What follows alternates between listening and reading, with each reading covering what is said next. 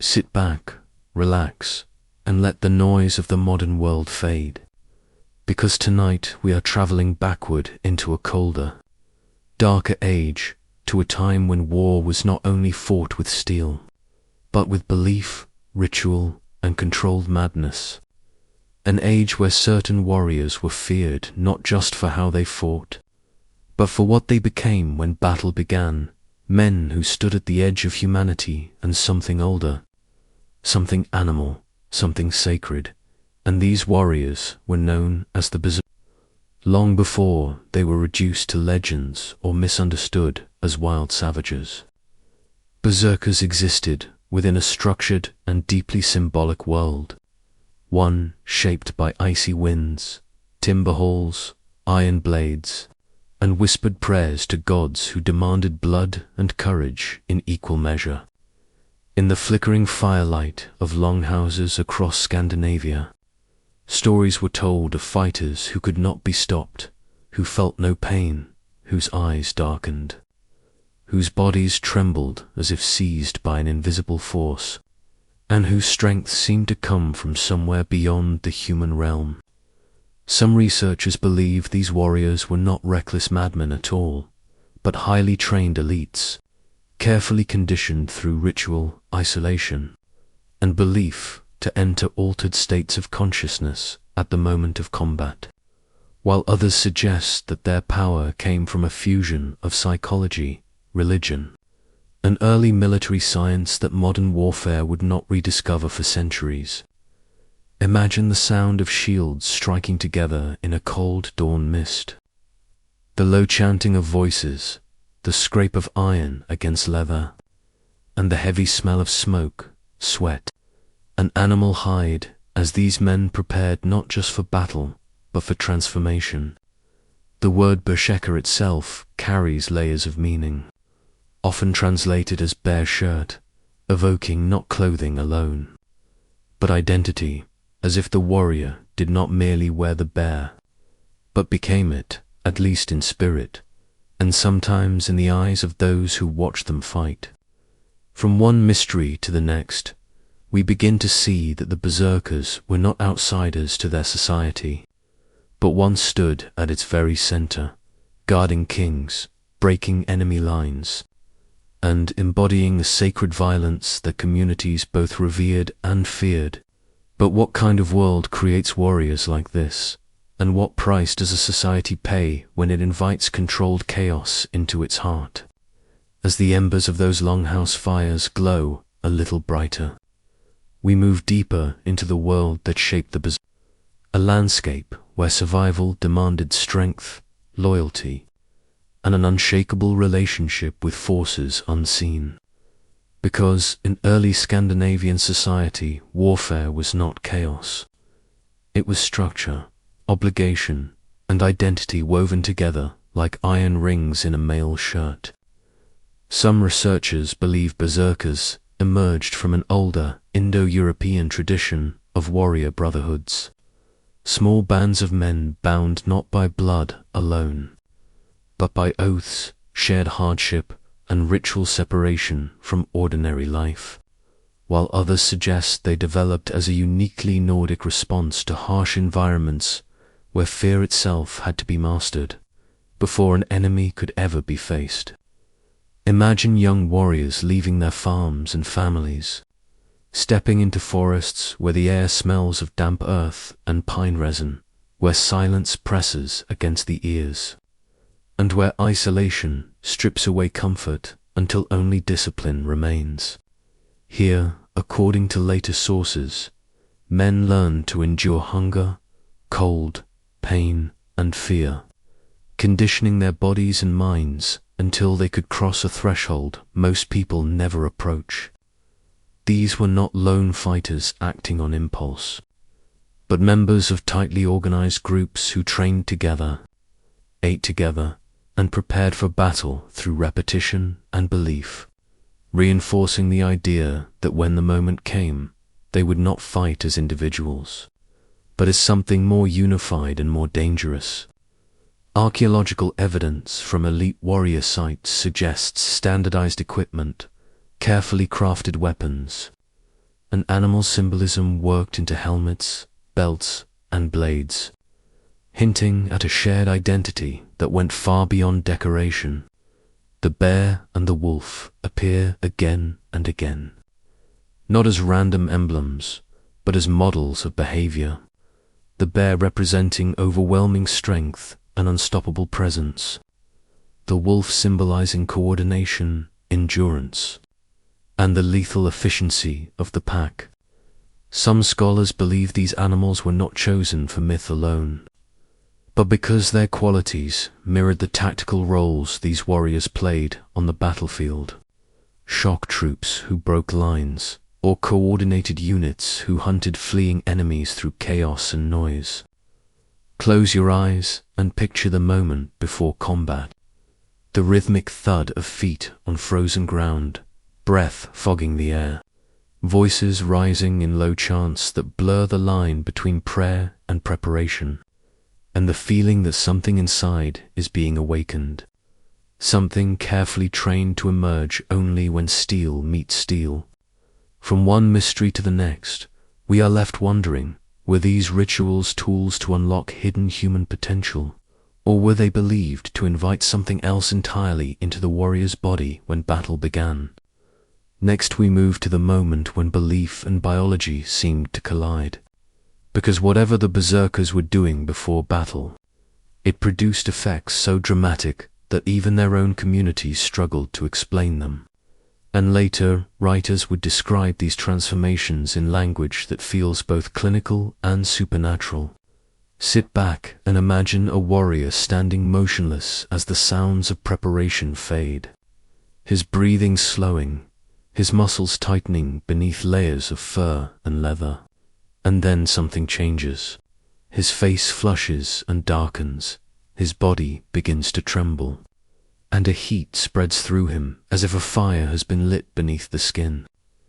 Some researchers believe these episodes were altered states of consciousness triggered by intense psychological conditioning, rhythmic movement, chanting, and controlled stress, while others suggest fasting, sleep deprivation, and ritual isolation may have pushed the body into a flood of adrenaline and endorphins powerful enough to suppress pain and fear. Medieval descriptions speak of warriors who bit their shields, howled like animals, and ignored wounds that would have stopped ordinary men. And while these accounts are often exaggerated, they consistently point to a real and observable change that witnesses recognized as something beyond normal anger. Imagine the sound of iron striking flesh, the shock of impact reverberating through bone. Yet the berserker does not falter, does not retreat, and in that moment the enemy sees not a man, but a force that feels relentless and inhuman. Some scholars caution that later saga writers amplified these descriptions to heighten drama, but even the most skeptical agree that these stories preserve a memory of warriors trained to override instinctive limits, at least temporarily. The body, under extreme conditions, is capable of astonishing feats. Strength multiplied, pain dulled, exhaustion delayed. And when belief reinforces physiology, the effect can feel miraculous to those who witness it. But there is always a cost, and ancient sources hint at what followed the fury, warriors collapsing into exhaustion, shaking uncontrollably, or becoming vulnerable and disoriented once the battle ended. From one mystery to the next, we begin to see that the berserker state was not permanent power, but a dangerous threshold, one that had to be carefully managed by the group to prevent chaos from turning inward.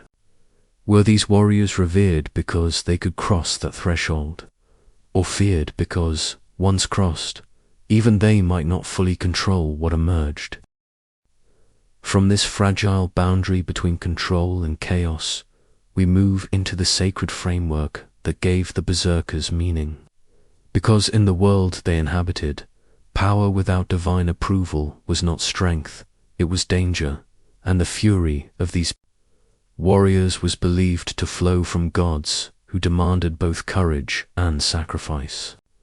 Many sources connect Berserkers to Odin, the one-eyed god of war, wisdom, and death, a figure who himself walked the line between order and madness, hanging from the world tree in search of knowledge and sending chosen warriors into battle and beyond. Some researchers believe Berserkers were seen as Odin's men, individuals who had offered part of themselves, sometimes symbolically, sometimes literally, in exchange for heightened ability in combat, while others argue this connection was reinforced later by poets and saga writers seeking to explain an already existing tradition. Imagine ritual spaces hidden just beyond the edge of the settlement, where carved posts stand weathered by wind and time. Animal bones lie scattered in the soil, and the air carries the faint smell of smoke and old blood.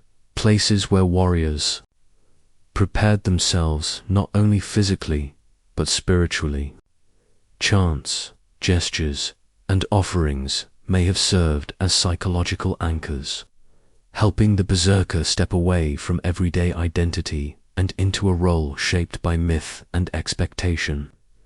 The animal skins they wore were more than protection against cold. They were symbols of transformation, reminders that in battle they were expected to embody the strength, ferocity, and focus of the creatures they revered.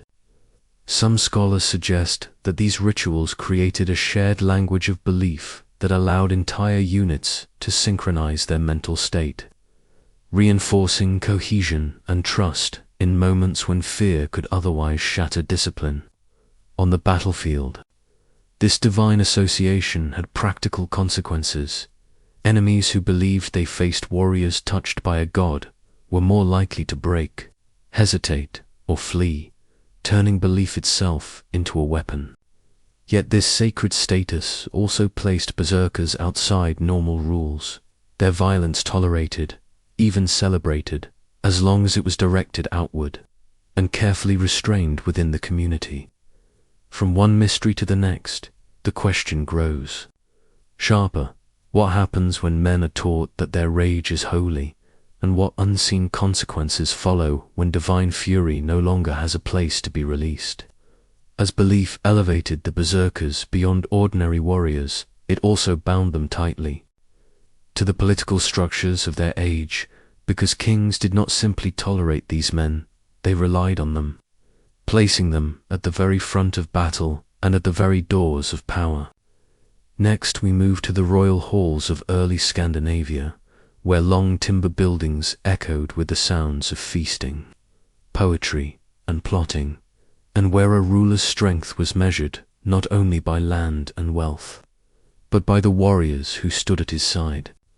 Some researchers believe berserkers often served as royal champions or household guards, chosen not just for their ferocity, but for their loyalty and psychological impact, while others suggest their presence was a calculated risk, accepted because their effectiveness outweighed their unpredictability.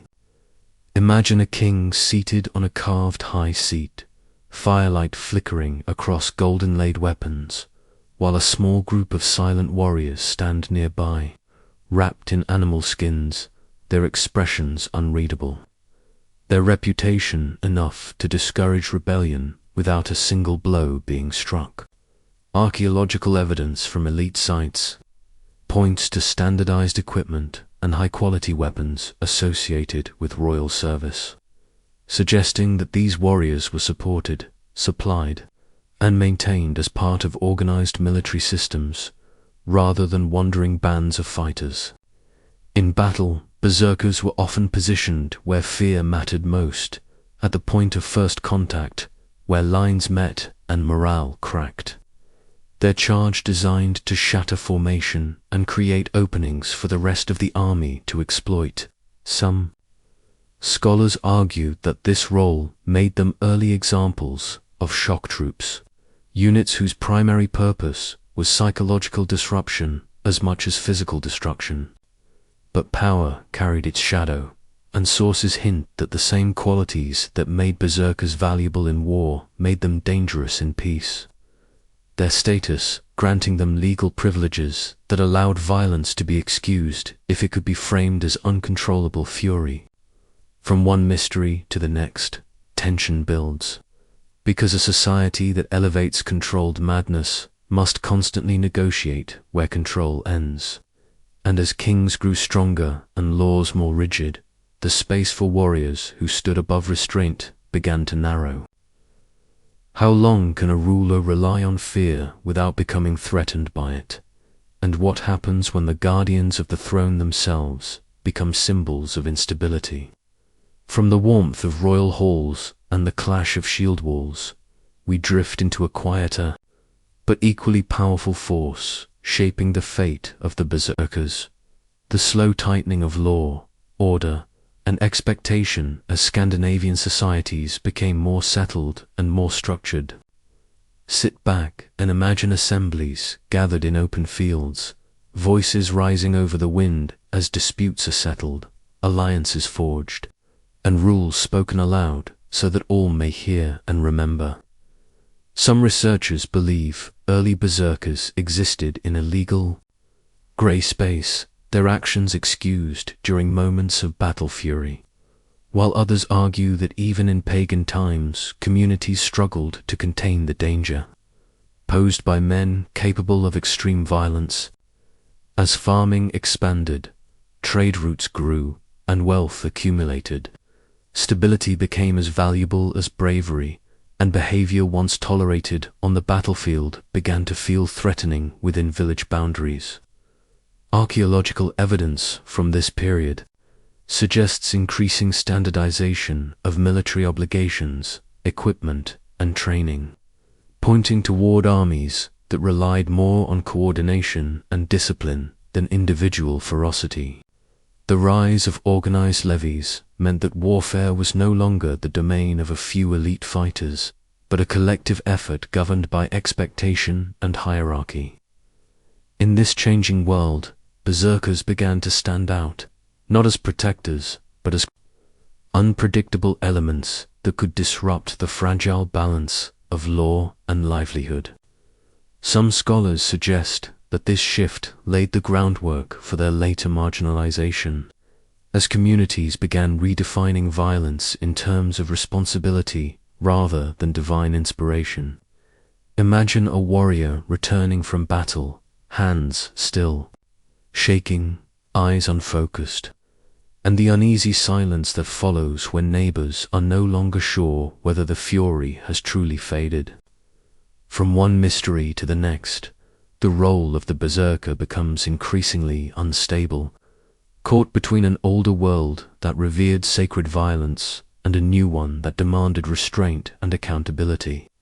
And, as these social pressures mounted, another force was already moving across the north, carrying new symbols, new laws, and a radically different understanding of power, setting the stage for a transformation that would redefine berserkers forever. What happens when a culture built on divine fury encounters a faith that condemns it as sin? Next we move into the long and uneven arrival of Christianity in the north, a transformation that did not come as a single moment of conversion, but as a slow reshaping of belief that reached into law, identity, and the meaning of violence itself. Sit back and imagine missionaries traveling along cold coastlines and forest paths, carrying crosses of wood and metal, speaking of a God who valued obedience, humility, and inner restraint over displays of sacred fury. Some researchers believe early Christian leaders viewed berserkers as a direct threat, not only because of their violence, but because they embodied a rival spiritual authority rooted in pagan ritual and warrior gods, while others suggest that the Church initially tolerated such figures, attempting to absorb or redirect their influence rather than destroy it outright. As kings converted for political and economic reasons, aligning themselves with Christian Europe, the old religious frameworks that justified berserker fury began to lose their legitimacy. The rage, once described as divinely inspired, was gradually reframed as possession, madness, or moral failure, a dangerous loss of self rather than a sacred transformation. Medieval law codes from the newly Christianized kingdoms reflect this shift, redefining berserk behavior as criminal rather than heroic, punishable by fines, exile, or death, depending on severity. Imagine the tension of this period, where old rituals were whispered in secret while new prayers echoed from freshly built churches, and warriors who once stood at the center of power now found themselves watched with suspicion. Some scholars believe this legal and religious pressure forced berserkers to either abandon their traditions or retreat to the margins of society, where their skills were no longer celebrated but feared. From one mystery to the next, we see how belief reshapes memory, as stories that once praised berserkers began to portray them as cautionary figures, warnings of unchecked rage in a world striving for moral order.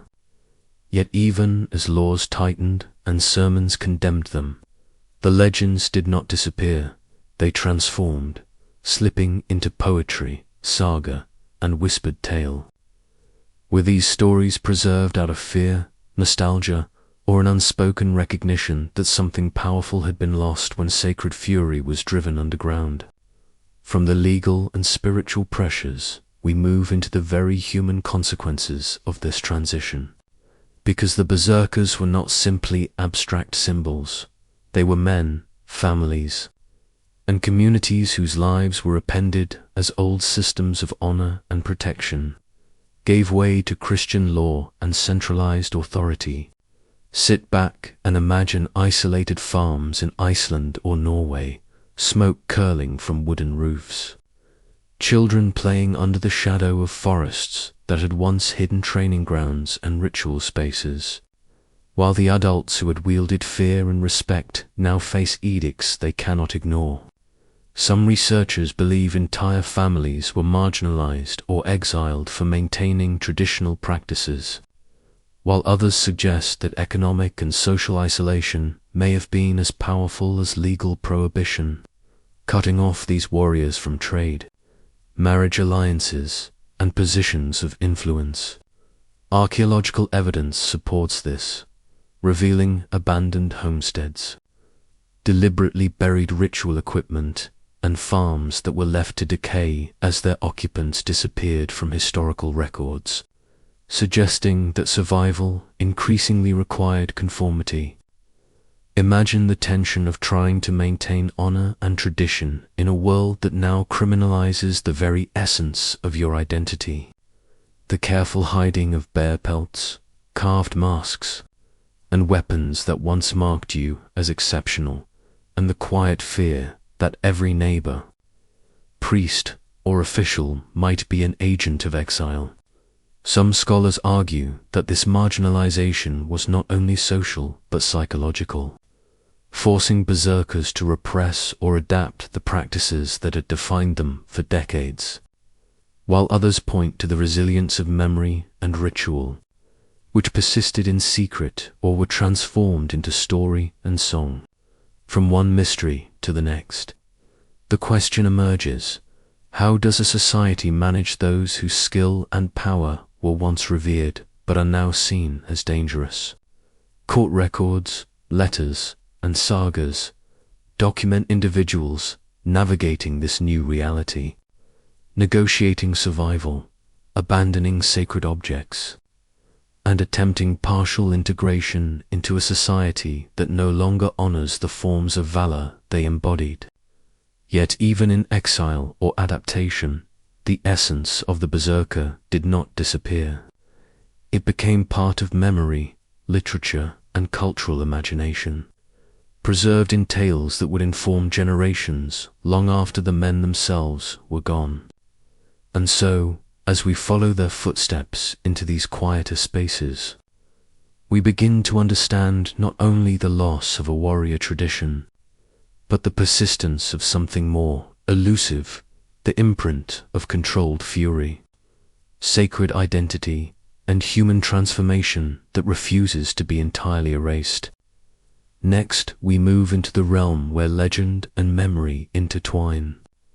Because, as berserkers disappeared from the fields and royal courts, their deeds and identities were preserved in stories, sagas, and poetry that blurred the line between historical record and imaginative recreation. Sit back and picture the flickering torchlight in the low murmur of voices leaning close as tales of ferocious warriors are recited, their feats exaggerated, their transformations amplified, and their personalities sharpened into narrative archetypes that would endure for centuries. Some researchers believe these sagas, written primarily in Iceland during the 12th and 13th centuries, preserve kernels of historical truth about training, ritual, and battlefield behavior, while others suggest that they were heavily shaped by literary conventions, moral concerns, and the anxieties of a Christianizing society that sought to reconcile admiration for bravery with condemnation of unchecked violence. In these stories, berserkers often appear as both hero and warning, figures whose divine gifts or inherited traits confer extraordinary strength, speed, and endurance, yet also isolate them from family, community, and ordinary life. Imagine the descriptions of warriors whose eyes burn with unnatural intensity, whose bodies swell with impossible force, and who strike terror into friend and foe alike. While underlying every narrative is a quiet moral thread about responsibility, restraint, and the cost of power. Skaldic poetry further complicates the picture, embedding references to berserker abilities within kennings, animal metaphors, and allusions to Odin, requiring audiences to decode subtle layers of meaning that convey both respect and caution. Some scholars argue that the oral tradition preceding these written accounts functioned as both entertainment and instruction, teaching younger warriors about courage, tactics, and the dangers of losing control, while others emphasize the social cohesion aspect, where shared knowledge of these stories reinforced norms, values, and cultural memory across distant communities. Archaeological hints, such as specialized assembly areas and performance spaces, support the idea that storytelling was structured and communal, not casual, and that maintaining these narratives was a deliberate cultural act.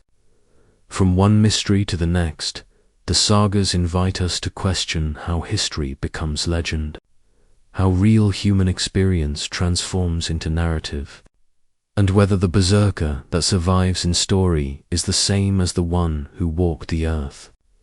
Were these tales simply a way to process societal change? Or do they carry echoes of something more primal, a window into the mindset, preparation, and sacred violence of men who once stood at the very edge of humanity? From the literary preservation of berserkers, we move into the physical evidence that anchors these stories in reality. Because sagas and poems alone cannot fully capture the world they inhabited, and archaeology allows us to glimpse the spaces, tools, and objects that shaped their lives. Sit back and imagine cold, windswept landscapes where timber halls once rose, fields worn by foot traffic, and burial mounds that held the silent testimony of men trained for fury and service. Some researchers point to Viking Age graves containing oversized axes, specialized spears, and animal-themed ornaments as evidence of elite warrior status, while others emphasize isotopic analysis, revealing that many of these warriors originated far from the sites where they were buried, suggesting recruitment from across the Norse world. The famous Repton burial in England, for example, associated with the Great Heathen Army, contains dozens of graves with weapon assemblages that hint at coordinated units rather than isolated fighters, and skeletal remains show signs of intense physical training, repeated strain and injury patterns consistent with heavy combat. Chemical residue analysis on drinking vessels hints at ritual or psychological preparation, perhaps involving herbs or other substances, while textiles suggest the use of carefully preserved animal pelts that were more than mere clothing. They were symbols of identity and ritual connection. Some scholars argue that these material traces reveal a sophisticated system of military preparation, blending craftsmanship, psychology, and religious belief, while others caution that interpretation must remain tentative, as objects alone cannot fully explain behavior or experience.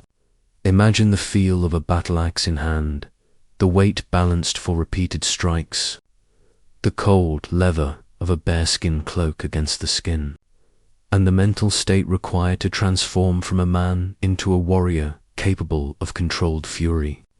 From one mystery to the next, the question arises, what does it take to create such a fusion of physical skill, belief, and social sanction? These artifacts, carefully curated and preserved, speak of a culture that honored discipline as much as strength, and that invested deeply in preparing men to occupy a liminal space between humanity and something more potent, more dangerous, and more revered.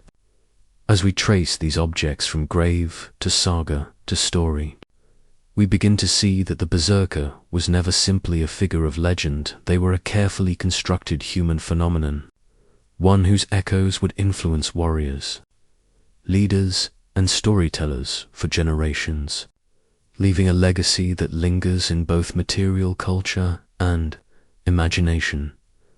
Next, we move into the tension between survival and suppression, because as Christianity and centralized authority spread across Scandinavia, the space for berserkers to operate shrank dramatically, and what was once celebrated became increasingly criminalized, marginalized, and misunderstood.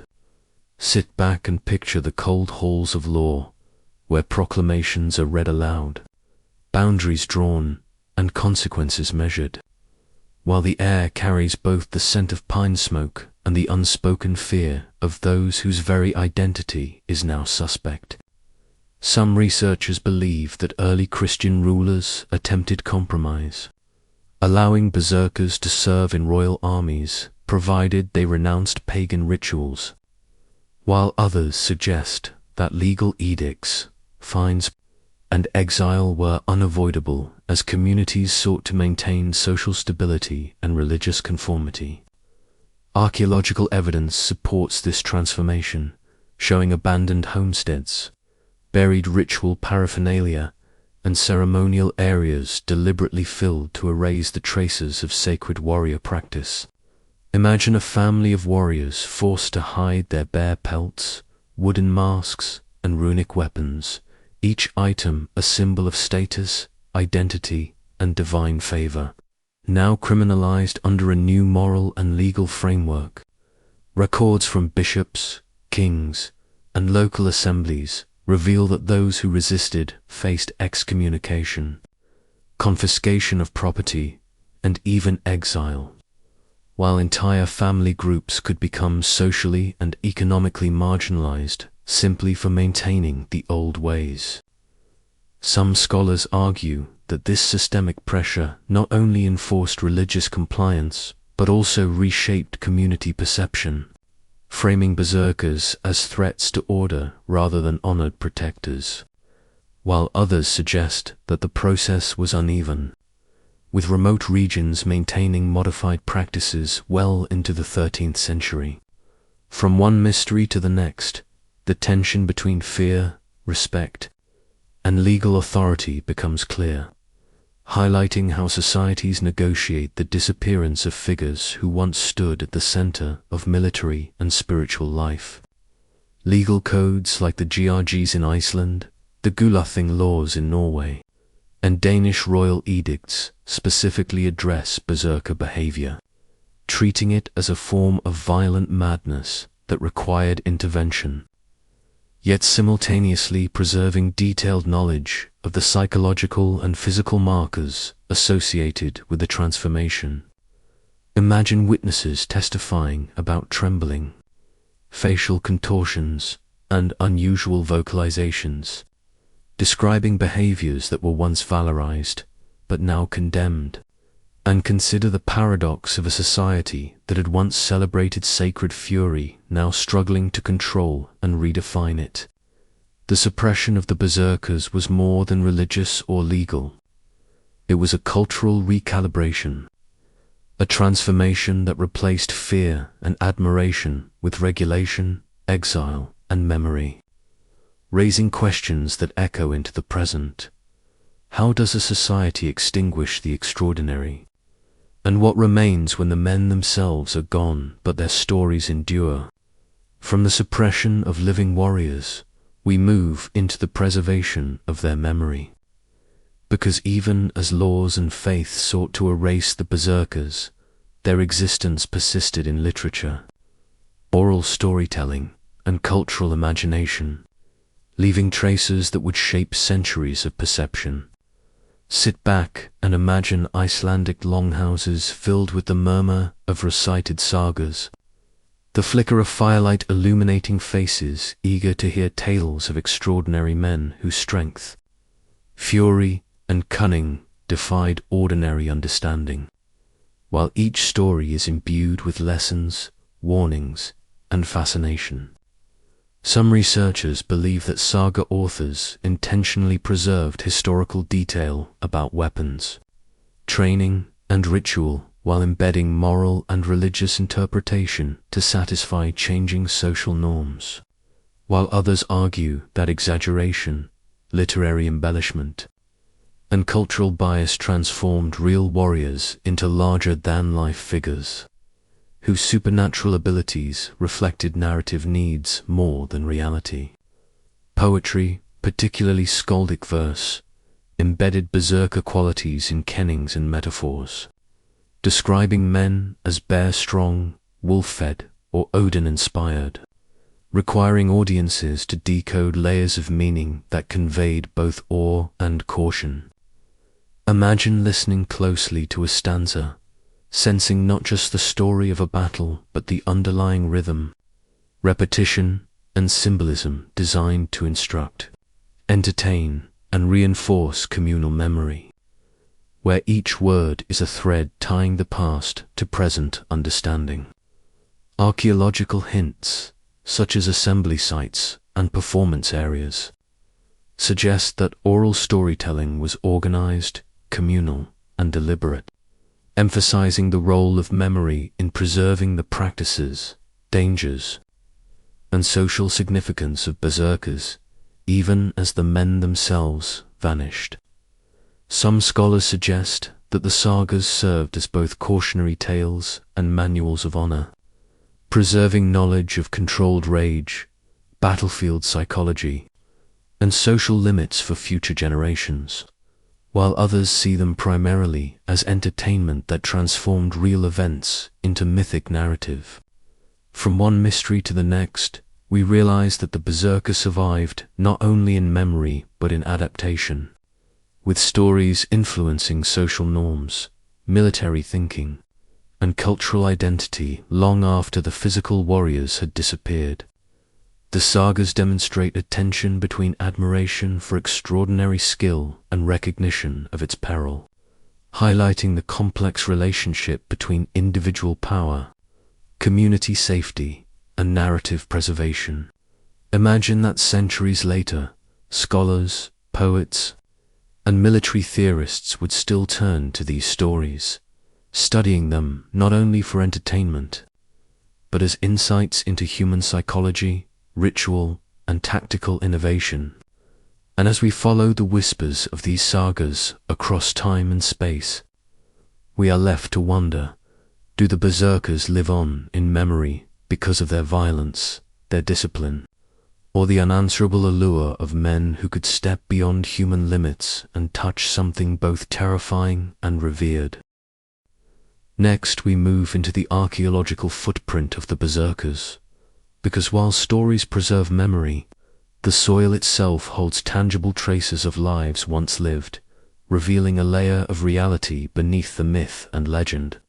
Sit back and imagine digging through cold, dense earth in Scandinavia, uncovering mounds of stone and timber where the remains of warriors lie in carefully arranged graves, weapons at their sides, and fragments of animal pelts suggesting ritual, status, and identity. Some researchers believe these burial sites indicate that Berserkers were considered elite within their communities. Their graves, distinguished by oversized axes, finely crafted spears, and ornaments shaped like claws and fangs, while others caution that interpreting these markers requires care, as wealth and status in Viking society could be displayed in multiple ways. Chemical analysis of residues on drinking vessels suggests the possibility of ritual ingestion of herbs or substances that might have enhanced focus, endurance, or aggression, while skeletal studies reveal evidence of repetitive strain, healed injuries, and bone modifications consistent with rigorous physical training. Imagine handling a silver-inlaid battle axe, its edge meticulously sharpened, engraved with animal interlace patterns, feeling the weight that would have required both strength and technique to wield effectively, and understanding that this object was not merely a tool, but a symbol of identity, devotion, and function.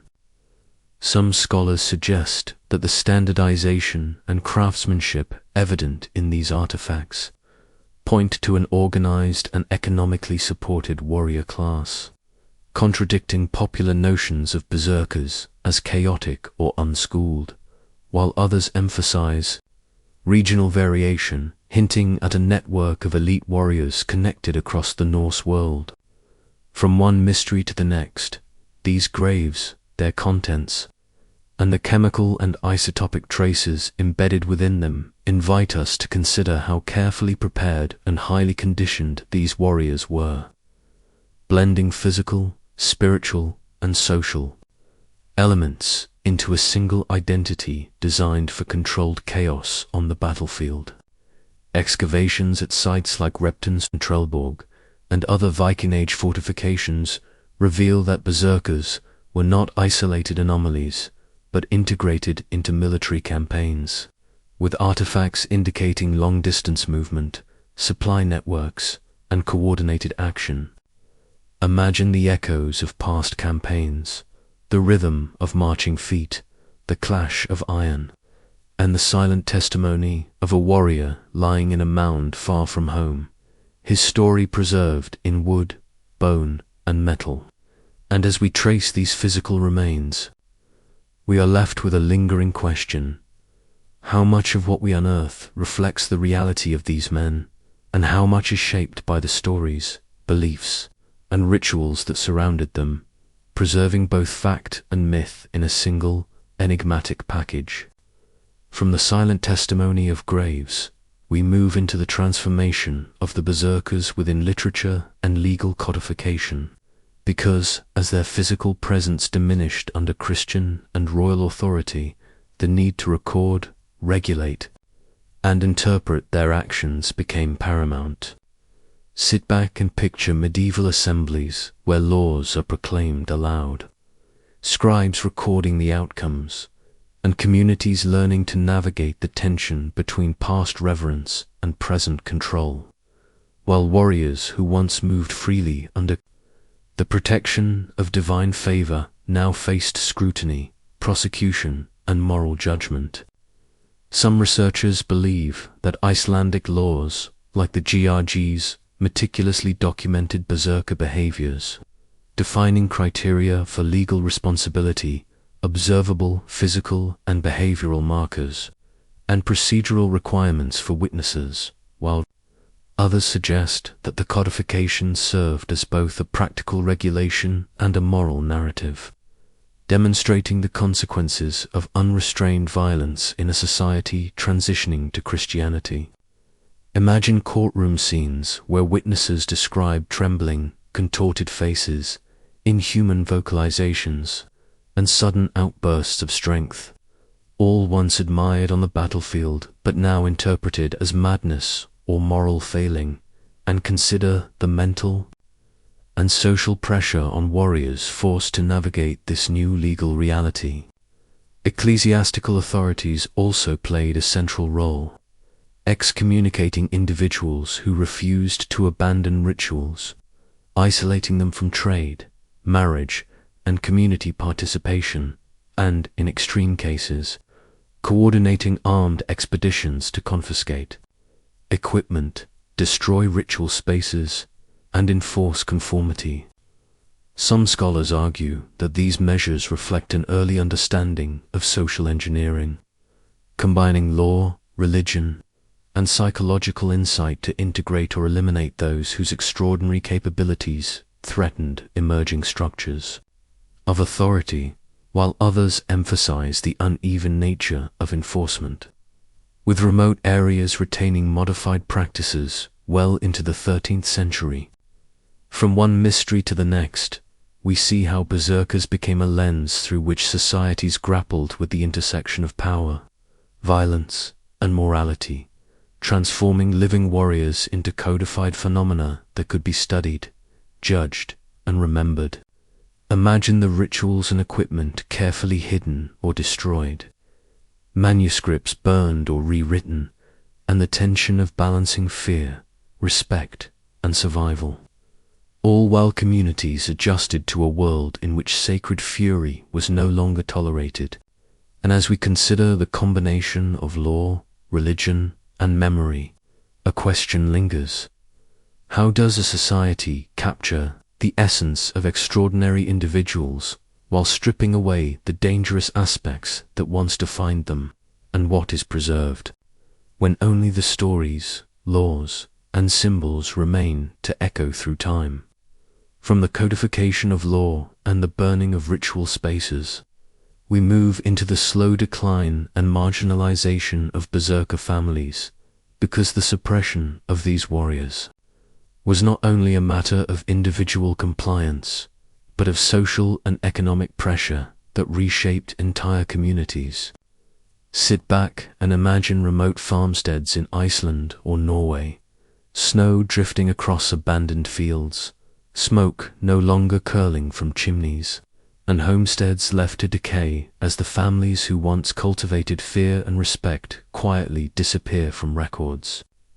Some researchers believe that entire lineages, like the Svinafell or Svinafell clans, were ostracized for refusing to renounce their traditions, while others suggest that the combination of church edicts, exile, and restricted access to trade networks made survival nearly impossible without conformity. Archaeological evidence supports this, revealing abandoned buildings, buried possessions, and ritual artifacts hidden or destroyed, suggesting that these families anticipated a return that never came, leaving behind tangible traces of their sudden absence. Imagine the tension of a father hiding bear pelts and carved masks, knowing that discovery could mean excommunication, property confiscation, or permanent exile, while children grow up in a world where the practices that once brought honor now bring fear and punishment.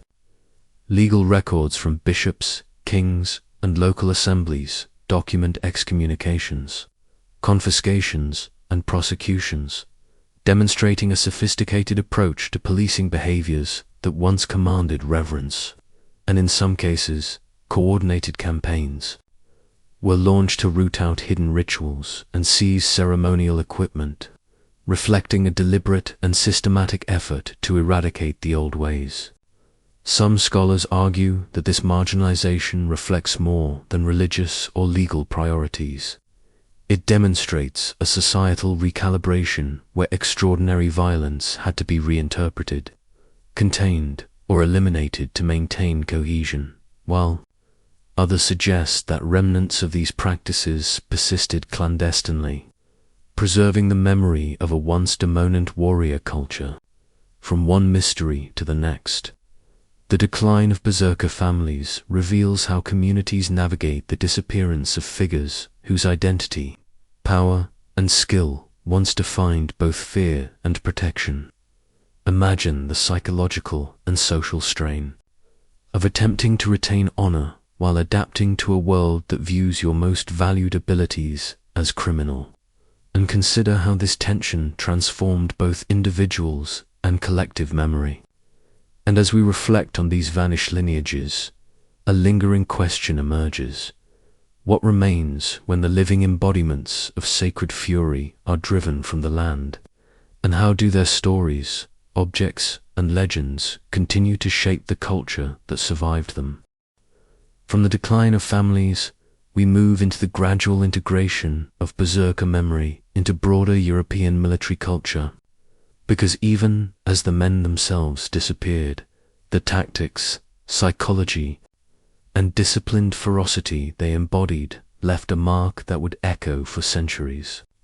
Sit back and imagine early modern military academies, where officers studied ancient campaigns, reading chronicles that described men who could move beyond fear and pain, striking with precision and terrifying presence, and applying those lessons to formations of musketeers, pikemen, or stormtroops. Some researchers believe that Swedish King Gustav II, Adolf and his generals consciously incorporated elements of Berserker-style psychological conditioning into their assault units, training soldiers in group cohesion, stress, endurance, and aggressive mindset while adapting it to firearms and disciplined maneuvers. While others suggest that references to Berserkers were more illustrative, used to teach principles of morale, shock tactics, and elite unit performance rather than literal emulation. Imagine training grounds where soldiers practiced controlled aggression, drills designed to harden mind and body, and where instructors referenced legends of ancient warriors whose focus and fearlessness had broken enemy lines, blending historical reverence with practical preparation. Danish military reforms under Christian IV similarly drew inspiration from historical berserkers, establishing assault companies and incorporating ceremonial acknowledgement of their legacy, while adapting them to the new demands of gunpowder warfare. Some scholars argue that these adaptations demonstrate the enduring relevance of the psychological principles once cultivated by berserkers, including unit loyalty, coordinated aggression, and the harnessing of controlled fury, while others emphasize that the romanticized image of the lone, unstoppable warrior was tempered by careful observation, regulation, and integration into organized military structures. From one mystery to the next, it becomes clear that the Berserker legacy is not merely cultural, but functional, influencing strategies, training methods, and leadership concepts far beyond the Viking Age. Imagine commanders referencing centuries-old sagas to inspire soldiers, connecting tactical doctrine with the memory of men who once occupied the threshold between human capability and sacred transformation. These lessons traveled across Europe, informing French, Prussian, and other military theorists who sought to understand the psychology of shock, cohesion, and elite combat performance. And as we follow this thread, we are left with a compelling question. How do the echoes of a vanished warrior culture continue to shape the organization, mindset, and identity of soldiers who may never have known the original men themselves, yet carry forward the essence of what they perfected in the cold forests and longhouses of medieval Scandinavia? From the battlefield and military manuals, we move into the modern rediscovery and reinterpretation of Berserkers, because the 19th and 20th centuries brought archaeology, anthropology, and psychology to bear on a phenomenon that had long existed in the shadows of legend and literature. Sit back and imagine dusty libraries, excavation sites in Scandinavia, and the meticulous work of scholars brushing soil from artifacts that reveal both the craftsmanship and the care invested in elite warrior equipment. From silver-inlaid axes to bearskin cloaks and runic-decorated weapons. Some researchers believe that these discoveries confirmed many details preserved in sagas, including specialized weaponry, tactical training, and social integration, while others argued that romantic nationalism and early psychological theories distorted interpretations, casting berserkers as primitive savages or aberrant throwbacks rather than sophisticated warriors, embedded in complex cultural systems. Modern chemical and isotopic analyses further illuminate the lives of these men, revealing evidence of specialized diets, fasting practices, and possibly ritualized consumption of herbs designed to sharpen focus or enhance physical endurance.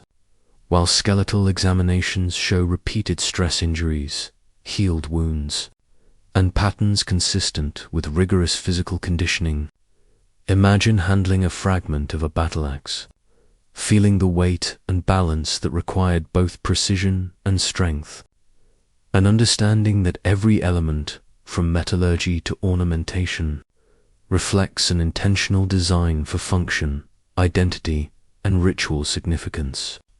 Some scholars suggest that these findings reinforce the idea that berserkers were disciplined, socially integrated, and psychologically prepared for controlled combat fury, while others emphasize the interpretive challenges, cautioning against reading too much into material culture without considering the broader social, religious, and literary contexts. From one mystery to the next, it becomes evident that the combination of archaeology, textual study, and scientific analysis allows us to reconstruct not only the appearance of berserkers, but aspects of their mental and physical preparation, offering insights into how belief, ritual, and training intersected to create warriors who could transcend ordinary human limits. Imagine a room filled with artifacts, manuscripts, and skeletal remains, each object whispering secrets of preparation, sacrifice, and identity. And consider how modern technology allows us to peer into the psychology, social structures, and strategies of men who lived 1,000 years ago. And as we trace these discoveries from field to laboratory to publication, a lingering question emerges. Can science fully capture the lived experience of a berserker, or will some part of their sacred fury remain forever beyond measurement, existing only in the interplay of story, ritual, and imagination? From the laboratory and excavation site, we move into the way berserkers have been interpreted and misinterpreted in popular culture, because for centuries their image has oscillated between fear, admiration, and sensationalism, shaping the way the world remembers them far more than historical texts alone. Sit back and imagine the flickering screens of modern media, the roar of cinematic battle, and the pulse-pounding tension of video games where characters, inspired by berserkers, leap into combat with exaggerated strength, near invulnerability, and a wildness divorced from historical context.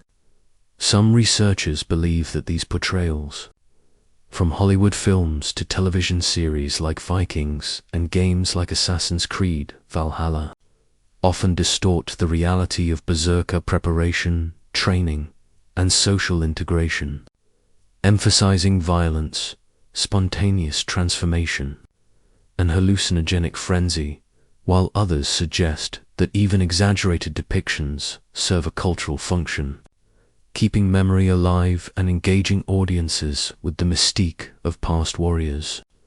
Imagine the clash of swords, the flash of blood, and the aura of uncontrollable fury projected on screen.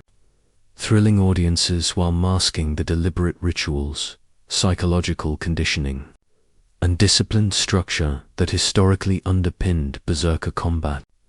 Some scholars argue that these popular representations owe much to 19th century Romantic nationalism, which idealized the primitive warrior as a symbol of untamed virtue and ancestral prowess, creating an enduring stereotype that influences both media and public perception, while others caution that the entertainment value of such depictions often eclipses subtlety, nuance, and historical accuracy.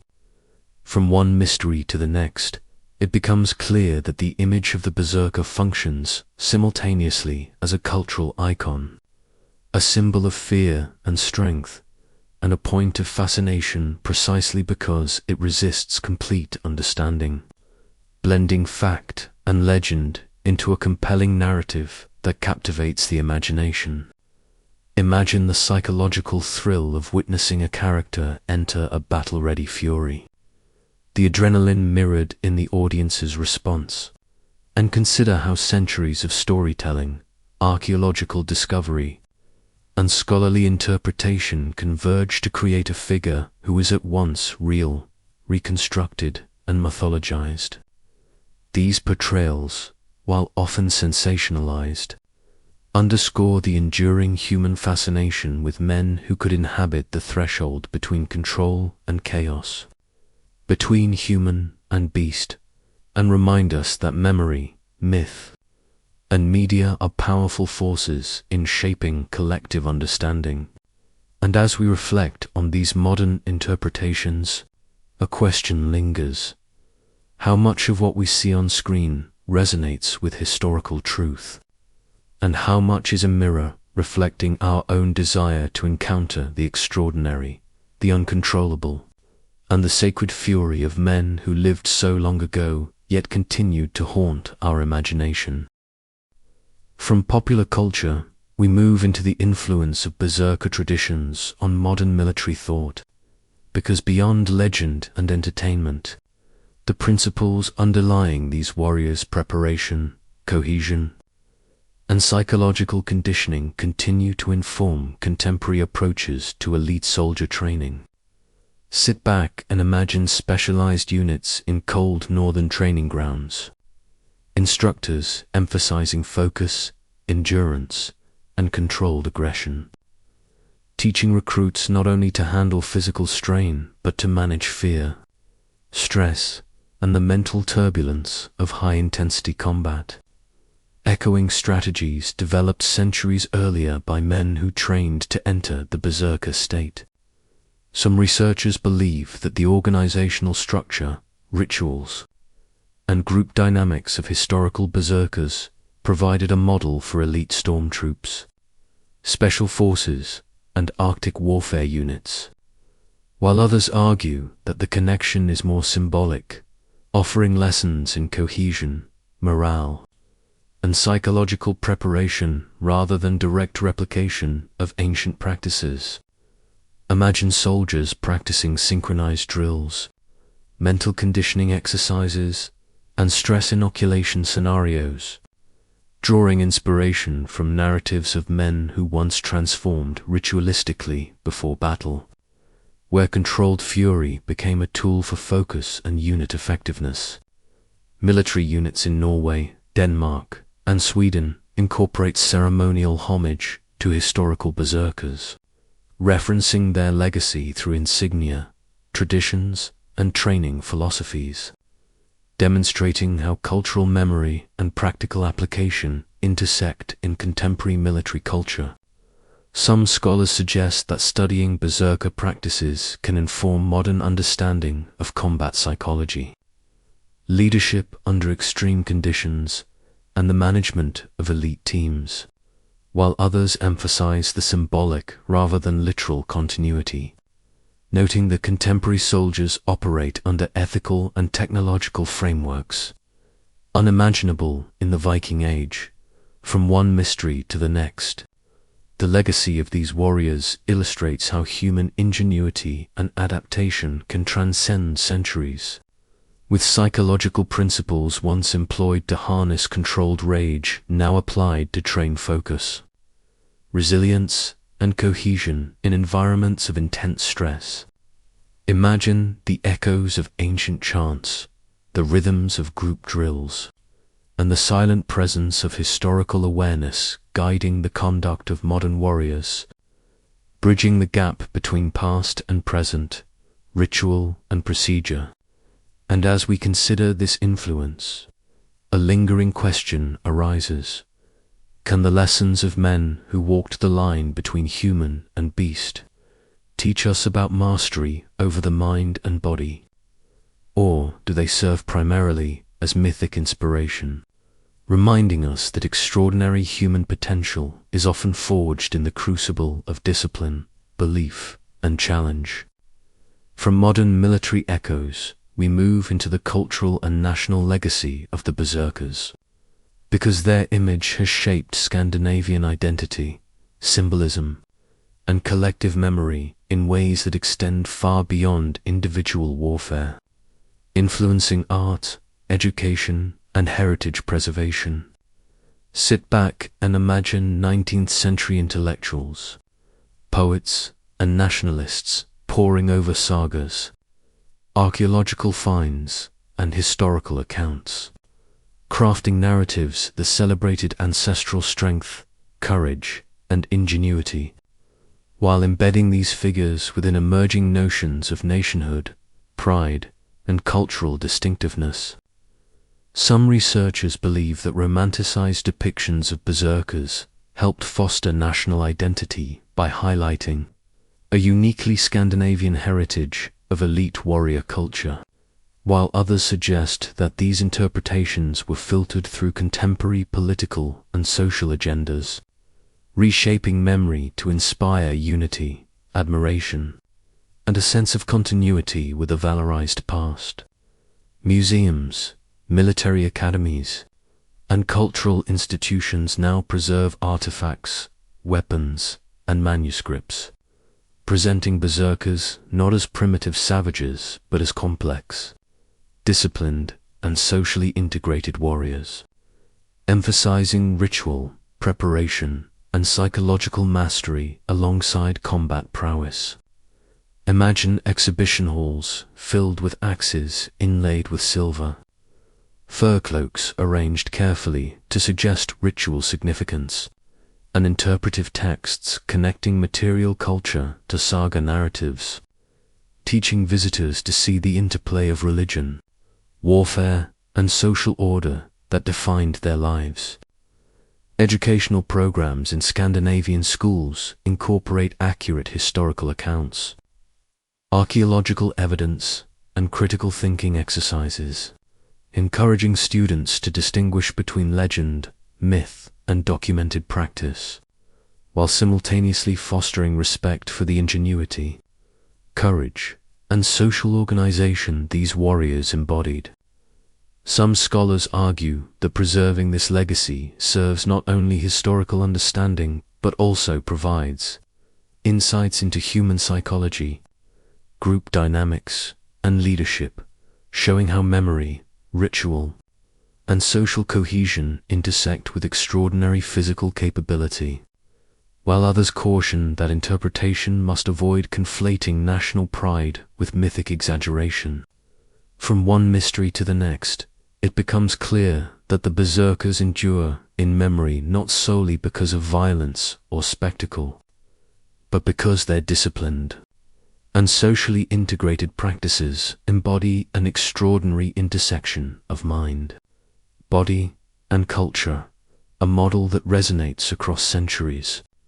Imagine the reverberation of centuries-old tales into contemporary military and cultural consciousness. The careful study of artifacts, the retelling of stories, and the quiet, persistent fascination that draws people to these figures, bridging the gap between historical reality and enduring myth.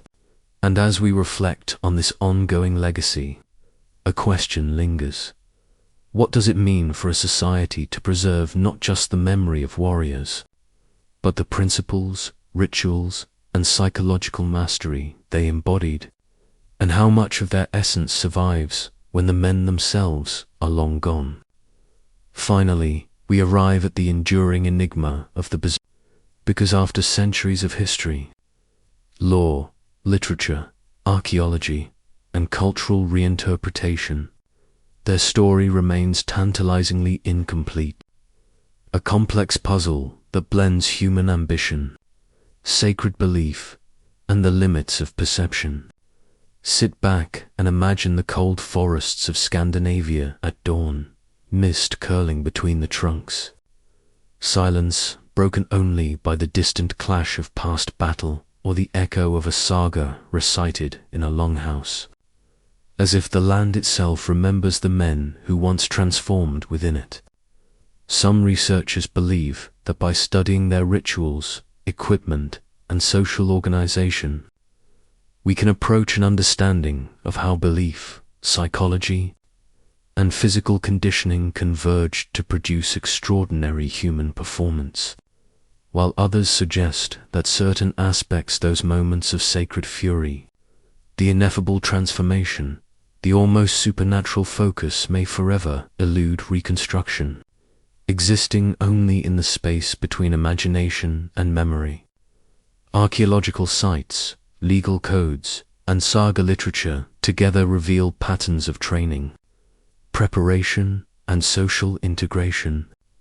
Yet each source is partial, mediated by the perspectives, biases, and agendas of the people who created it, reminding us that history is always interpreted through layers of human perception. Imagine standing before a mound containing a carefully arranged axe, fur cloak, and carved mask, silent witnesses to centuries of vanished voices, and feeling the tension between what we can measure and what we can only infer, between what was observed and what was imagined. From one mystery to the next, the Berserkers compel us to ask how societies cultivate extraordinary capability, balance it with social order, and preserve its memory when the individuals themselves are gone, leaving only fragments of life, ritual, and legend. Their influence reverberates across military thought, cultural identity, and storytelling, demonstrating that power, preparation, and psychological mastery have always fascinated humanity, and that the lessons of controlled fury, group cohesion, and ritualized transformation remain relevant even today. Some scholars argue that the true legacy of the Berserkers is not their violence, but their integration of body, mind, and belief into a coherent system of performance, while others emphasize the enduring allure of the unknown, the aspects of human potential that cannot be fully contained or explained. Imagine the lingering echoes of their presence, in stories told by firelight, in carefully preserved artifacts, in rituals and commemorations, and in the quiet curiosity that draws us to study them centuries later.